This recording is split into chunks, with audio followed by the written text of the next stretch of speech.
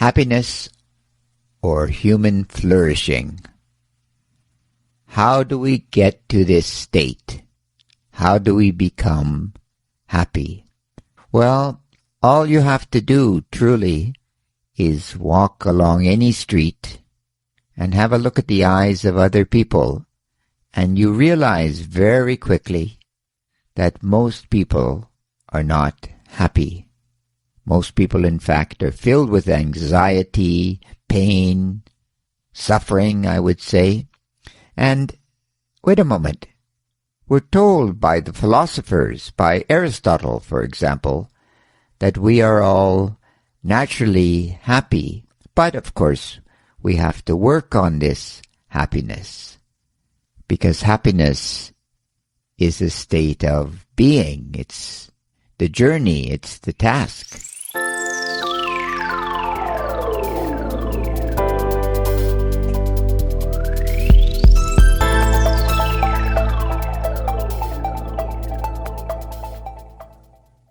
You know, and I always wonder to myself, how does one begin? Well, little story. Today, I had some task. I had to go to a bureaucratic office and resolve some functions, some problems, and problems were resolved. And I remember leaving the office feeling this state of joy. And then I went along the road in my scooter, in my small motorcycle, and I almost had an accident. And this state of joy, curiously, was very quickly vanquished. So obviously, I gave myself that state of joy at the beginning, and then I virtually took it away. And then I remembered that many years ago, I was at a yoga conference in southern India, and the yogi said that when I wake up in the morning, I can decide whether it's going to be a good day or a bad day. I'm responsible for that particular day. So then this would mean that I can control my mood. Now, to be fair, some days when I wake up, I don't try to say it's a good day. Perhaps I've had some bad dreams. Perhaps I've had some frustrations. Haven't slept well. All of these things. And I don't want it to be a good day because it would just be too artificial, too fake. But there are other days that I have to be filled with joy. So then I push on into a more positive vein of thinking. So if this is true, that I give myself joy, then how do I achieve this? How do I achieve this?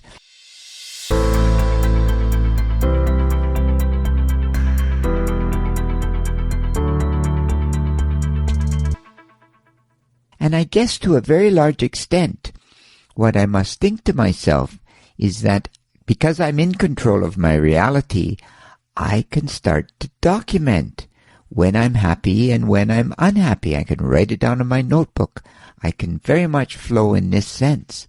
Because if this is true, I'm free to be me. Think of this now.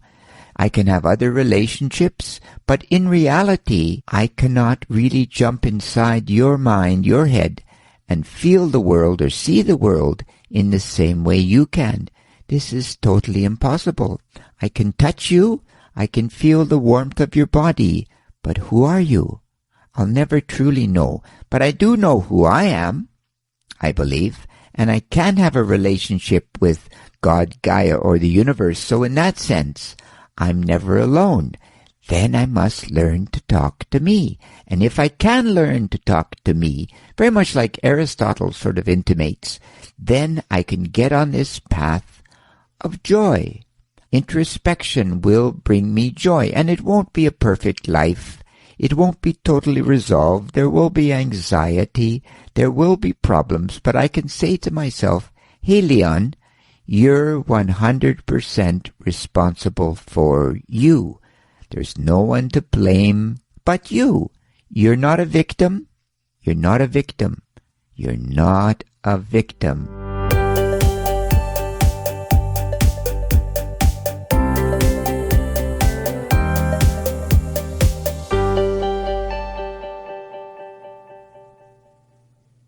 You're actually a doer.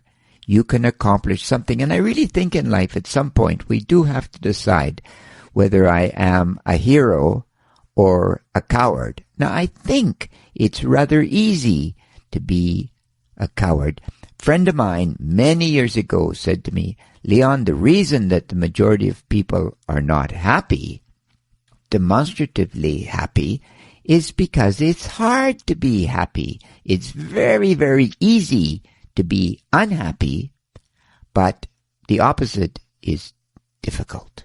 And most people don't want to spend the time. They don't want to spend the intellectual effort to actually say to themselves, hey, hold on for a moment. I'm going to push off and I'm going to try something different. And of course, we are filled with a lot of negativity in the world. But the next time you watch the news, ask yourself, have I ever been shot? Have I ever been stabbed? Have I ever been blown up? And the answer, of course, is no. I've only experienced goodness and I've only had social intercourse with good people, which means that if I'm truly interested in giving myself a state of happiness or a state of flourishing, then I can. Then it is totally, in that sense, totally up to me. I can do it. How exciting. And you know what they say. You know what they say. Critical thinking is, of course, necessary if I'm going to find happiness, if I'm going to find flourishing in my life. And critical thinking is great. Truly great. You take care. Bye-bye.